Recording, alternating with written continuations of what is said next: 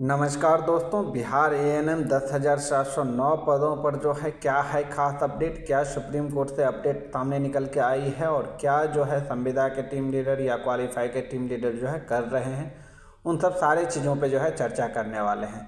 खास करके आप लोगों को ये भी बता दूं कि बीपीएससी के तरफ से जो है एक नया वैकेंसी का जो है नोटिफिकेशन आ गया है। तो जो लोग भी उसमें एप्लीकेशन करना चाहते हैं, जो भी ऑनलाइन आवेदन करना चाहते हैं, वो ऑनलाइन आवेदन जो है स्टार्ट हो चुका है। तो उसमें भी आप जो है ऑनलाइन आवेदन कर सकते हैं। लेकिन जो भी कैंडिडेट बिहार एएनएम 10,709 में क्वालिफाई हैं और चाह रहे हैं कि माननीय सर्वोच्च न्यायालय से जीत मिले और इन लोगों को ज्वाइनिंग मिले, तो उन सब सारे चीज़ों पर जो है हम आज बात करने वाले हैं। साथ ही जो है आप लोगों का 11 फरवरी को जो है केस सुनवाई है और केस की सुनवाई होने से पहले जो है आप लोगों को पता ही है कि आप लोगों का केस का जो है वो कॉज लिस्ट जारी होता है और कॉज लिस्ट जारी होने के बाद जो है आप लोगों का केस का जो सुनवाई होता है सुप्रीम कोर्ट में, वो 100% जो है क्लियर हो जाता है कि 11 तारीख को सुनवाई होगा ही होगा। और कहाँ सा बेंच में हो रहा है, कहाँ पे हो रहा है, वो सब सारी जानकारी जो है आपको कॉज लिस्ट में पता हो जाता है। वैसे ही जो है आप लोगों को बता दूं कि जो आप लोगों का कॉज लिस्ट है वो 8/2/2025 तक जो है जारी हो जाएगा। यहाँ पे आप देख सकते हैं कॉज लिस्ट जो है आप लोगों का अभी फ़िलहाल जारी नहीं हुआ है। 11 तारीख का आप लोगों का केस की सुनवाई है और 10 तारीख तक जो है यहाँ पे कॉज लिस्ट जारी हो चुका है। तो कहने का मतलब एक दिन और बाकी है और एक दिन के बाद जो है आप लोगों का कॉज लिस्ट जारी हो जाएगा।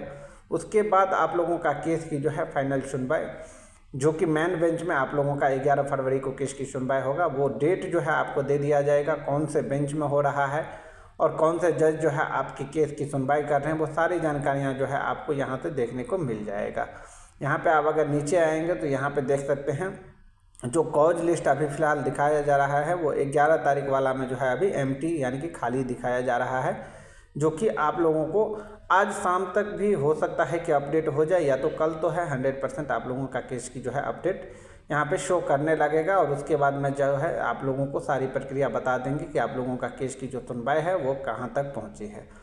बाद में बात करते हैं कि आप जो है आप लोगों का केस में कितना समय लगेगा। तो देखिए, माननीय सर्वोच्च न्यायालय से जो है अब आप लोगों का केस में जो है बहुत ज़्यादा समय लगने की जो है संभावना नहीं दिख रहा है। बहुत जल्द आप लोगों का केस जो है वो माननीय सर्वोच्च न्यायालय से जो है क्लियर हो जाएगा। अब आगे जो है सब लोगों को, जो भी हमारे क्वालिफाई कैंडिडेट हैं वो सारे लोग आप थोड़ा एक्टिव हो जाइए, क्योंकि बहुत सारे क्वालिफाई कैंडिडेट जो है एक्टिव नहीं है। अगर ऐसे एक्टिव नहीं होंगे तो फिर जो है आगे चल के आप लोगों का ही जो है प्रॉब्लम होने वाला है, क्योंकि केस जो है अब आप लोगों का मेन बेंच में चला गया है। और अगर मेन बेंच में केस जाता है तो आप सबको पता होगा कि जब मेन बेंच में कोई भी केस चला जाता है, वहाँ से जो है आपको क्लियर होने में केस जो है समय नहीं लगता है। और जब क्लियर होने के लिए मेन बेंच में आपका केस गया है तो मेन बेंच ही आपका जो है फैसला को तय करेंगे, आपके पक्ष में जजमेंट आना है या नहीं आना है। तो इसीलिए मेन बेंच में जो है आप लोगों को बहुत ही अच्छी तरीके से जो है केस को लड़ना होगा, तभी जो है आप लोगों के पक्ष में जजमेंट आएगा। क्योंकि केस इसलिए नहीं डिले होगा क्योंकि आपको पता होगा कि इलेक्शन आने वाला है और इलेक्शन से पहले जो है ये माननीय सर्वोच्च न्यायालय से केस किसी भी हाल में क्लियर होगा और आप लोगों को जो है ज्वाइनिंग मिलेगा। क्योंकि नया वैकेंसी जो है वो भी आने वाला है। आप देख ही रहे हैं कि नया वैकेंसी जो है नया नियमावली भी बना दिया है।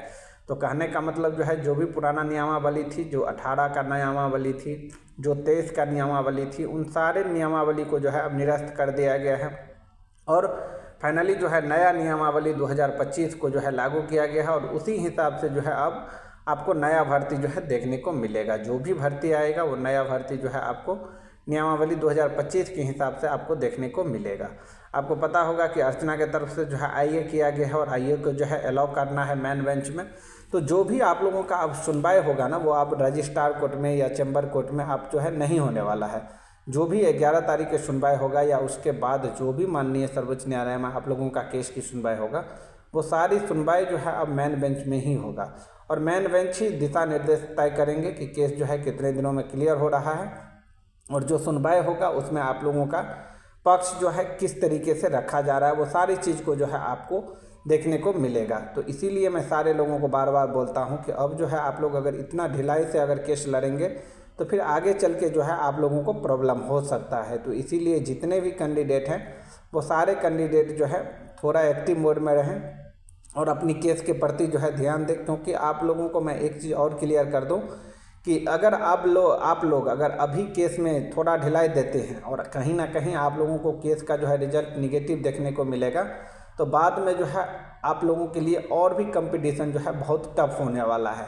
टफ इसलिए होने वाला है कि जो भी कैंडिडेट पिछले बार का था वो कैंडिडेट तो आपके साथ कंपटीशन में उतरेंगे ही उतरेंगे, साथ ही जो है जो नया बहाली आएगा उसमें जो है आपको पता होगा कि ये वैकेंसी को भी जो है लगभग 2 से 3 साल पुरने वाले हैं। तो जो भी क्वालिफाई कैंडिडेट, जो भी एग्ज़ाम पास आउट हुए होंगे नया कैंडिडेट, वो भी आपको जो है कंपटीशन में ऐड हो जाएंगे, जो संविदा है वो भी और जो पहले का स्टूडेंट है वो भी।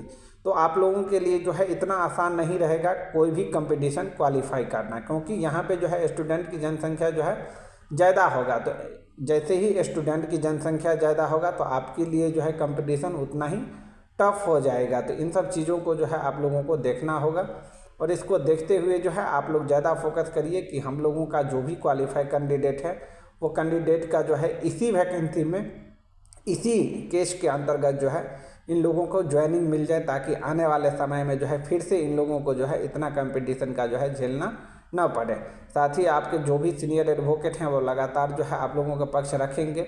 आप लोग भी उन्हीं के साथ जा रहे हैं, तो आगे चल के जो है आप लोगों को कुछ कहीं भी प्रॉब्लम होगा तो अपने एडवोकेट के साथ जो है मिल करके जो भी बातें हैं उन सभी बातों पे जो है आप लोग विचार विमर्श कीजिए। जो भी मीटिंग होता है उस मीटिंग को जो है अटेंड कीजिए और आगे की रणनीति पे जो है चर्चा कीजिए, क्योंकि चर्चा करना जो है बहुत ज़रूरी है।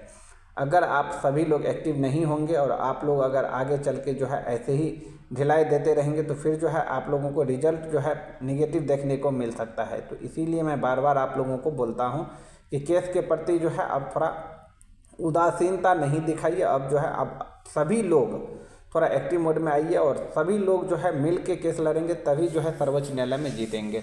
किसी एक का तो केस है नहीं, जितने भी यहाँ पे क्वालिफाई कैंडिडेट हैं उन सारे का केस है। आपको पता होगा कि केस में जो है बहुत कुछ अब न्यू देखने को मिलेगा, नया नया अपडेट आपको देखने को मिलेगा। तो इन सब चीज़ों को जो है आप लोगों को खुद देखना पड़ेगा और आगे चल के जो है इन सब चीज़ों पे जो है आप लोगों को 100% तैयार रहना होगा माननीय सर्वोच्च न्यायालय में, क्योंकि मार्च तक जो है आपका रिजल्ट हो सकता है कि सर्वोच्च न्यायालय जो है आपका जजमेंट दे दे, क्योंकि जजमेंट जो है अब देने में बहुत कुछ जो है इस केस में बचा नहीं है। इसीलिए जैसे ही आप लोगों का केस मेन बेंच में गया है तो अब जो है बहुत कुछ सुनने के लिए बचा नहीं है। तो आप अगर अच्छे से केस लड़ेंगे तो जीत जो है 100% आपकी तय है।